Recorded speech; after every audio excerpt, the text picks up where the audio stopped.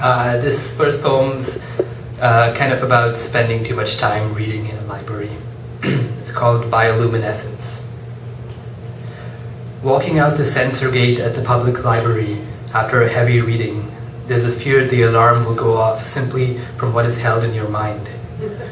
You reassure yourself with the thought that no matter how abstract and fuzzy it gets up there in your wire-tangled AV room, you are still lunch with possible leftovers for that wolf and her cubs. You have to imagine the wolf and her cubs in your mind, obviously, but it helps. When it comes down to it, it's completely dark, just a few millimeters beneath your skin, no matter how real the little flickers in your nerve endings feel. What with this strong coffee, this pulsing sky. Remind yourself deep sea life forms have evolved a bioluminescence for practical, not spiritual reasons. Lunch, leftovers, etc. A strong wooden chair is a real and tangible thing, which is why philosophers and poets are always referring to it, holding on to it, when lost and hovering around their rooms. Sometimes you catch yourself singing without realizing it, and sometimes you don't even catch yourself.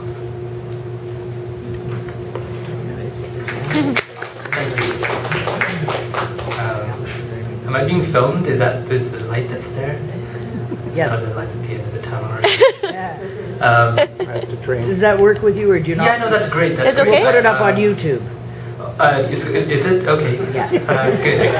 I can send it to my mom. Since that's happening, I'll keep with the technology thing, and this is a cell phone poem. I think all poets need a cell phone poem. It's called Signal and Noise.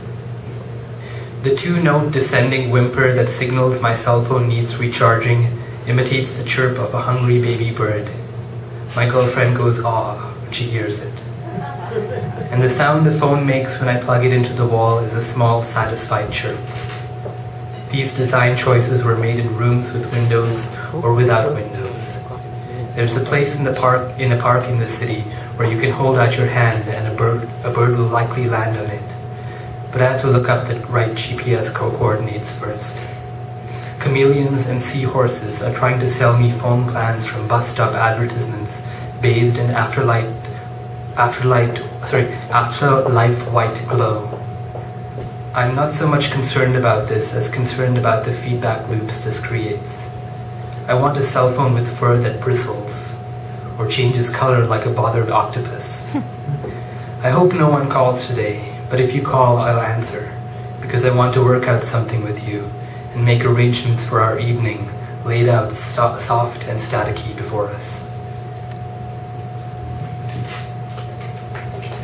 I should turn up in sort of natural objects like forests or lakes or trees. And this is a poem that sort of sees identity in the planet Saturn.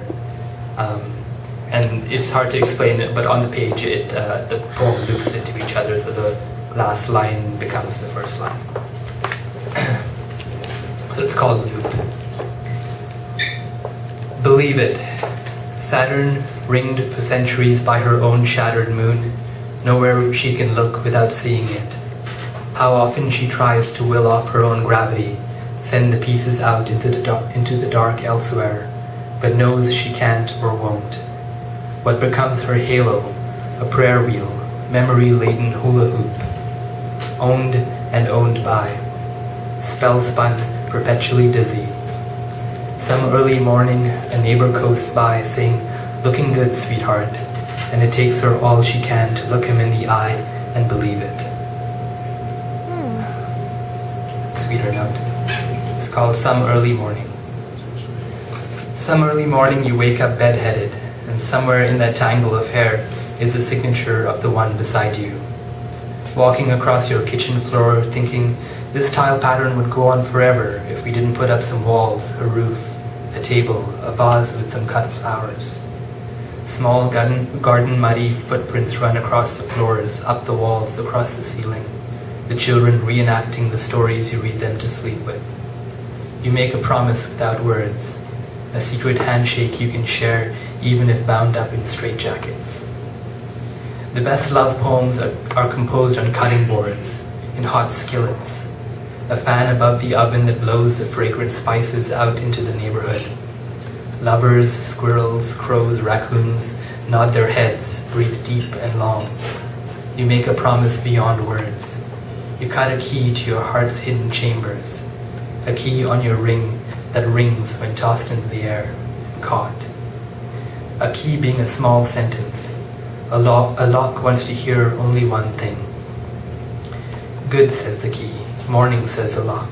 Bird, says the key. Cage, says the lock. Home, says the key. Work, says the lock. Time, says the key. Travel, says the lock.